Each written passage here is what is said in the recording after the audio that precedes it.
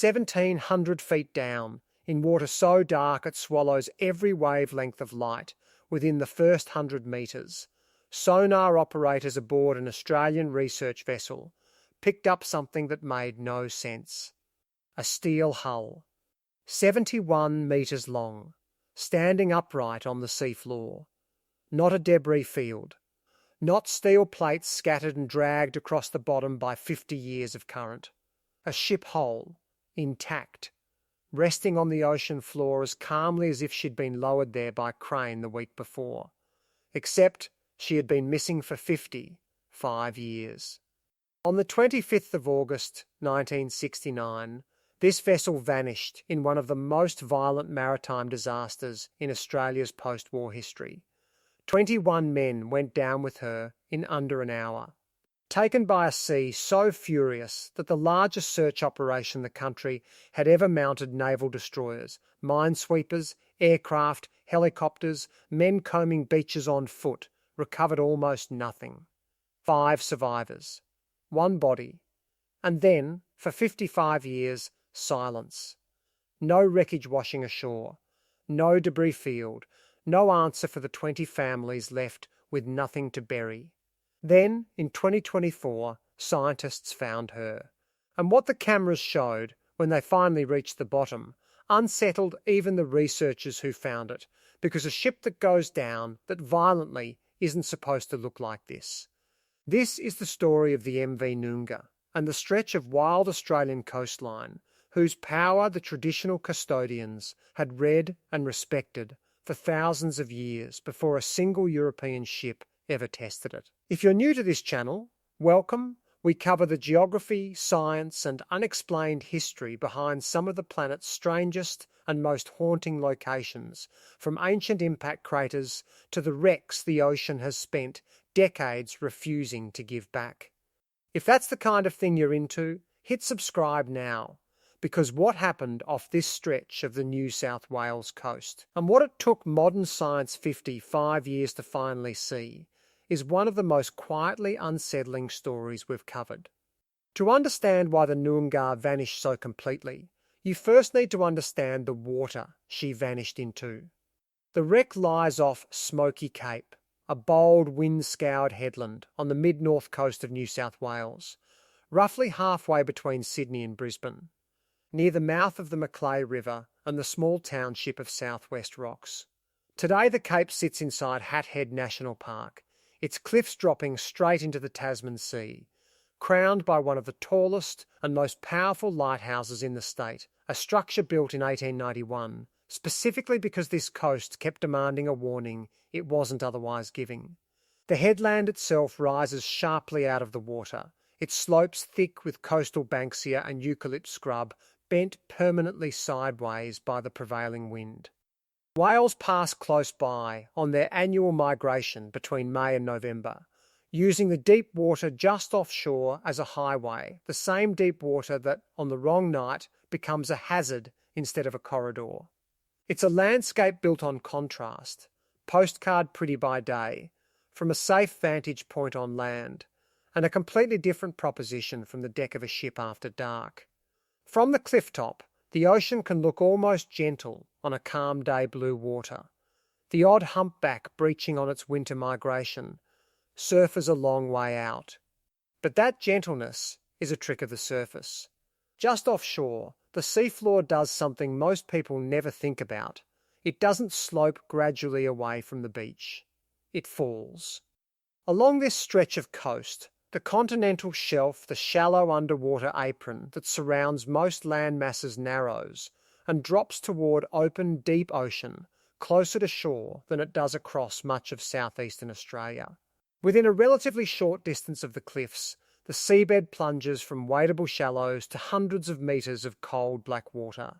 When the Noongah was finally located, she was resting at a depth of 170 metres, roughly the height of a 50-storey building, laid on its side and sunk beneath the surface. That's far beyond recreational diving range.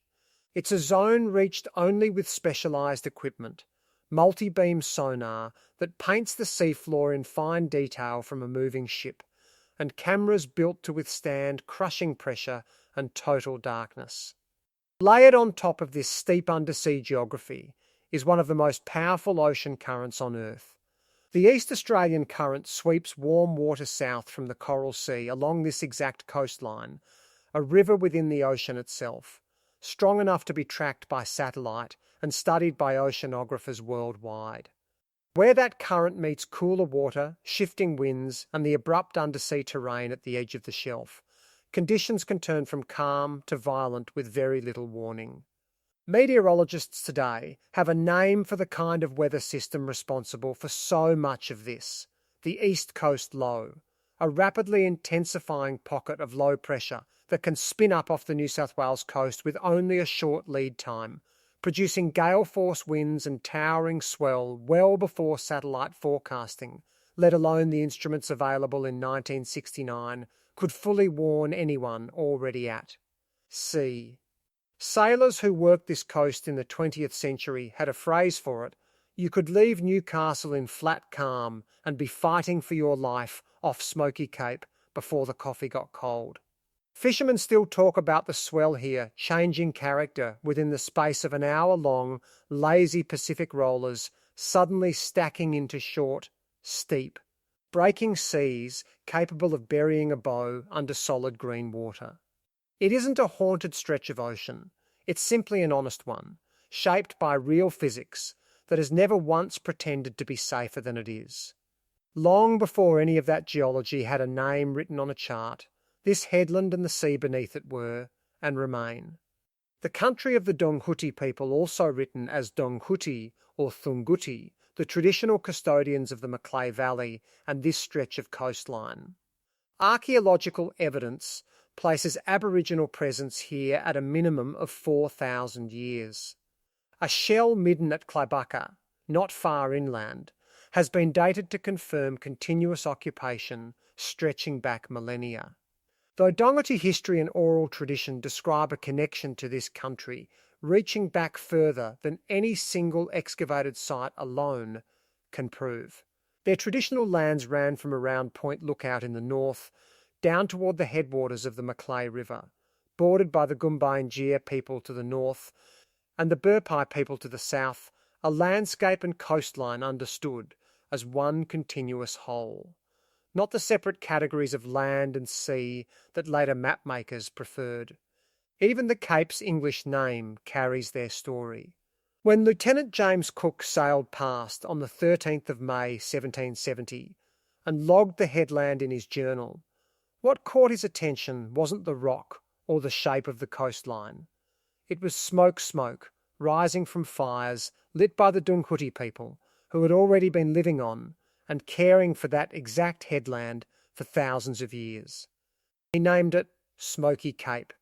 In effect, he named it after the visible, undeniable evidence that someone else had been there first. This was and is ceremonially significant land as well as occupied land. Nearby, at what's now called Monument Point in Southwest Rocks, cultural knowledge describes a gathering and ceremonial site shared by not one but three nations: Dunghutti, Gumbaynggirr, and Burpai. The headland there is understood to sit along a songline, a route of ancestral significance connecting distant features of country, linking Mount Yarrahapini inland with the coastal hills around Arakoon. Within what's now Hat Head National Park, close to the wreck site itself, ceremonial grounds, burial sites and campsites remain, still significant to Dunghutti people today.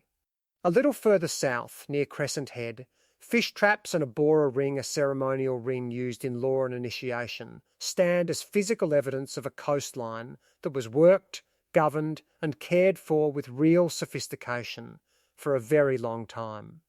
None of that survives in the record as a single dramatic legend warning of a monster in these waters, and it would be dishonest to invent one just to fit the shape of this story. But the absence of one named myth doesn't mean an absence of knowledge. What the record actually shows is arguably more impressive: a functioning, transmitted, multi-generational understanding of a genuinely dangerous stretch of ocean, built from reading swell, wind, cloud, and the behaviour of seabirds and fish.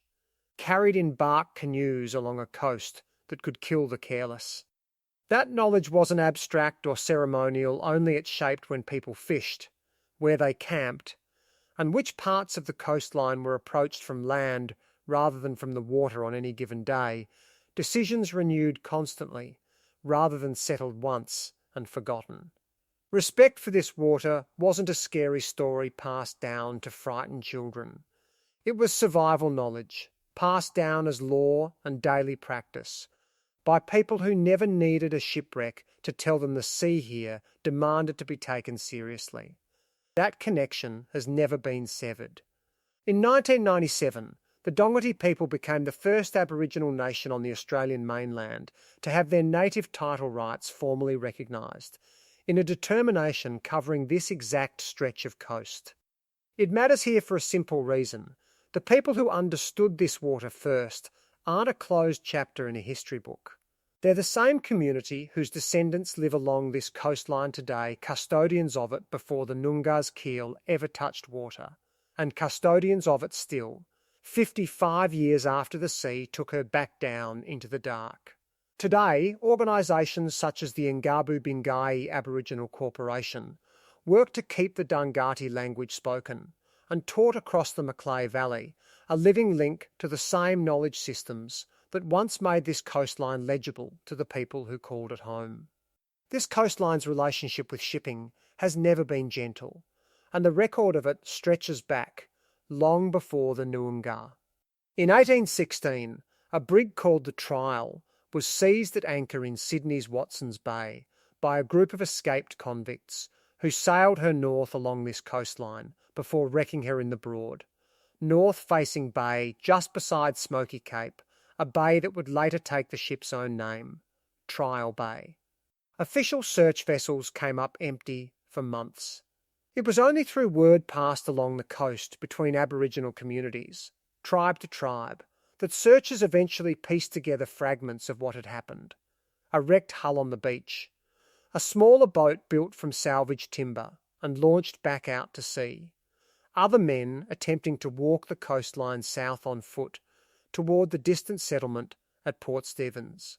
It's one of the earliest recorded reminders that this water does not forgive miscalculation, and that the people who knew this coastline best were the ones who ultimately helped make sense of what the sea had done. More than a century and a half later, on the 23rd of August 1969, the coastal freighter MV Nunga left Newcastle Harbour bound for Townsville, carrying roughly 500 tonnes of steel cargo under the command of Captain Leo Botsman, with 26 men aboard. It should have been a routine run up the coast, the kind of voyage this 71-metre steamer, in service since 1957, had made countless times before. It wasn't routine for long. Off Smoky Cape, a violent storm closed in winds reaching 70 knots, well over 110 kilometres an hour, and seas building to nearly 9 metres. Through the night of the 24th, into the early hours of the 25th, the crew fought to keep her afloat as she began to list. When the final order to abandon ship came, there wasn't much time left. The Noongah went down fast and hard, bow first, dragging much of her crew into the water with her in the middle of the night, in conditions that made rescue nearly impossible. Distress calls that night described a ship listing hard, decks awash, the ocean coming over the rails faster than anyone aboard could work the pumps. By the time rescue vessels could even begin closing the distance, there was nothing left on the surface to steer toward but debris and men in the water. What followed was one of the largest search and rescue operations in Australian maritime history. 5 naval destroyers, 3 minesweepers, merchant vessels, 7 aircraft, 2 helicopters, and shore parties combing beaches for any sign of the missing, covering more than 2,000 square miles of ocean. It remains, even now. Remembered as one of the largest peacetime search efforts the Royal Australian Navy has ever mounted a scale that reflected both the severity of the disaster and how little anyone initially knew about where exactly to look. After 4 days, the search found 5 survivors too who'd managed to reach a life raft. 3 others found clinging to a drifting plank, barely alive. Of the 21 men who did not make it, only 1 body was ever recovered. 20 families were left with no remains to bury, and for the next 55 years, no wreck to visit, no confirmed location, nothing but the sea's silence. That silence had a weight of its own. In August 2019, on the 50th anniversary of the sinking, families gathered at Southwest Rocks for a memorial service. Among them the daughters of Russell Henderson, one of the 5 men who survived, who travelled to the coast specifically to pay their respects to their father and to the men who never came home. Half a century on, the not knowing was still very much alive. For 50 years there had been no headstone to visit and no wreck to dive, nothing but a name on a plaque and a stretch of ocean that kept its secret regardless of how many anniversaries passed. The trial and the Noongah aren't isolated cases either. Maritime records for this stretch of the New South Wales mid-north coast, from Woolgoolga in the north, down past Seal Rocks in the south. Taking in Smoky Cape the entire way list dozens of vessels lost across 2 centuries of shipping. Schooners, ketches, steamers, coastal traders, some well documented, some barely remembered outside a maritime archive. Smoky Cape has always demanded attention. In 1969, for reasons that would take 55 years and technology nobody in that original search fleet could have imagined, it simply refused to say where it had put the Noongah. Now, if part of you is waiting for this story to turn for some talk of a curse on this stretch of coast, or a mystery no chart could ever explain, keep watching. Because when researchers finally found the Noongah in 2024, what the cameras showed them was, in its own way, stranger than any legend.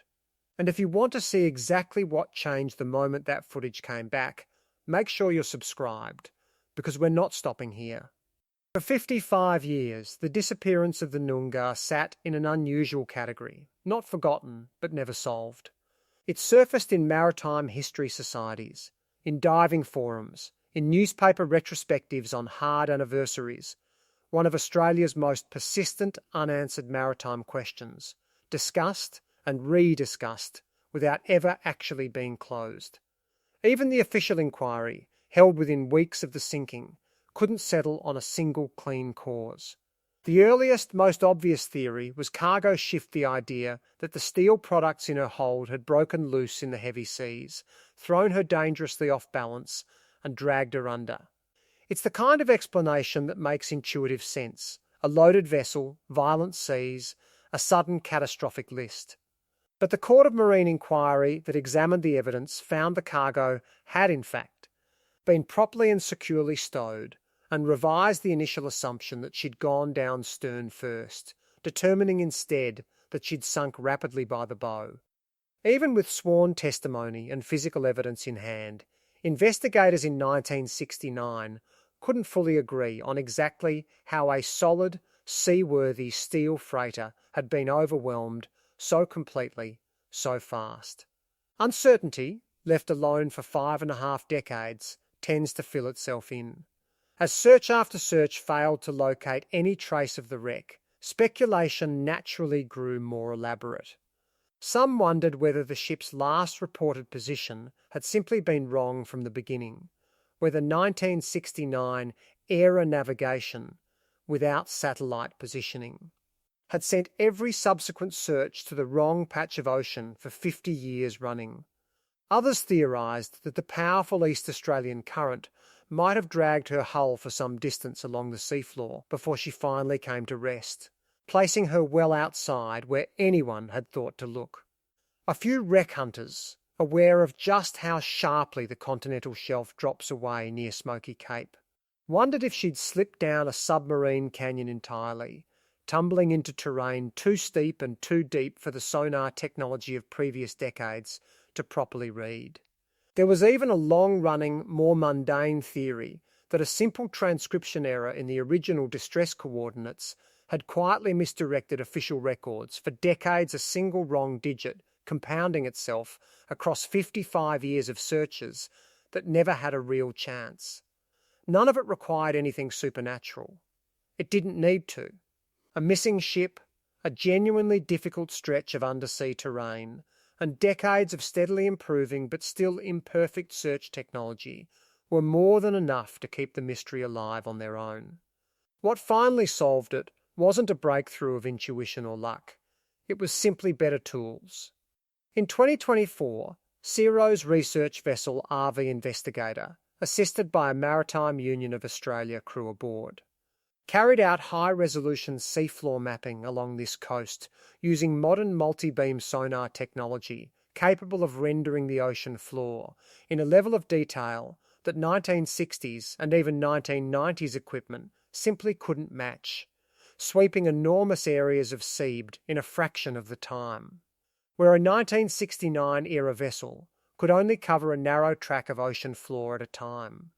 Largely blind to anything beyond its immediate sonar cone, a modern survey ship can build a continuous, high-resolution picture of tens of square kilometres of seabed in a single pass. Somewhere in that data, one shape stood out, too regular, too geometric, too clearly man-made to be a natural feature of the seafloor. A follow-up survey with underwater cameras confirmed it beyond doubt 71 metres of steel hull, standing upright at a depth of 170 metres, exactly where the Nunga had been waiting the entire time. For the people who'd spent decades carrying this story, maritime historians, retired searchers, and the families themselves, the discovery didn't feel like solving a puzzle so much as finally being allowed to put it down. Pamela Hendy, widow of Captain Botsman, described the moment publicly as a kind of relief, not a resolution to the grief itself, but finally an answer to a question she had lived with, unresolved, for more than 50 years. The mystery wasn't solved by anything eerie. It was solved by the ordinary, patient arrival of technology, finally capable of seeing what human eyes and 1960s instruments never could. Here's the part that should be more unsettling than any ghost story. Nothing about how the Noongah died required anything beyond ordinary physics. That's precisely what makes it frightening. There's no need to reach for anything exotic. The mechanism is simple, well understood by naval architects, and has claimed vessels far newer and far better equipped than a 1957-built coastal steamer.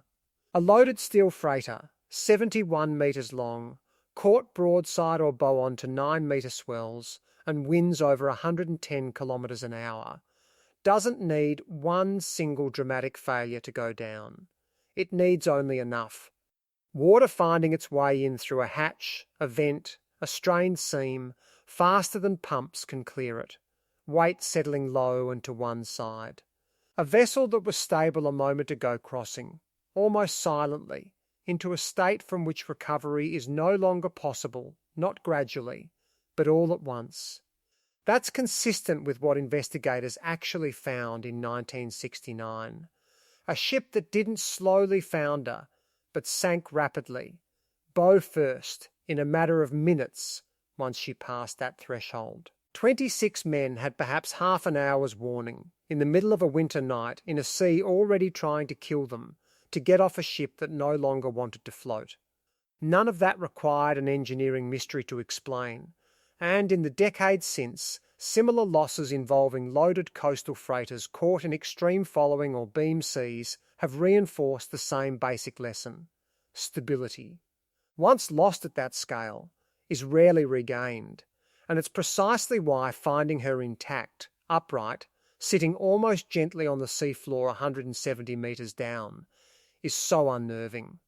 A ship torn apart by impact or dragged and tumbled by decades of current would look like violence frozen in place, twisted plating, a scattered debris field, the visible signature of destruction. The Noongah doesn't look like that. She looks in the footage disturbingly composed, whole, upright, as though the sea simply set her down. There's a mundane, almost clinical explanation for that too. At 170 metres, in cold water largely undisturbed by storm surge, sunlight, or significant marine traffic, a wreck can settle and remain remarkably preserved for decades, protected not by anything mysterious, but by darkness, cold, and depth, beyond where most currents, and certainly most people, ever reach. The ocean didn't hide the Noongah out of malice. It hid her the same way it hides anything at that depth, efficiently, indifferently, using nothing but distance and dark. It's a reminder that the deep ocean isn't empty so much as simply unreachable, by default full of things that haven't disappeared at all, only settled somewhere beyond the ordinary reach of light, pressure, and human attention. That's the reality this coast has always presented, whether the observer was standing on a steel deck in 1969 or paddling a bark canoe 1,000 years earlier. Smoky Cape was never haunted. It was simply, honestly, exactly as dangerous as it looked, a place where the continental shelf drops away fast, where a warm ocean current collides with cold water and shifting wind to build storms with very little warning, and where the margin between a routine voyage and a catastrophic one can close in less time than it takes to send a distress call.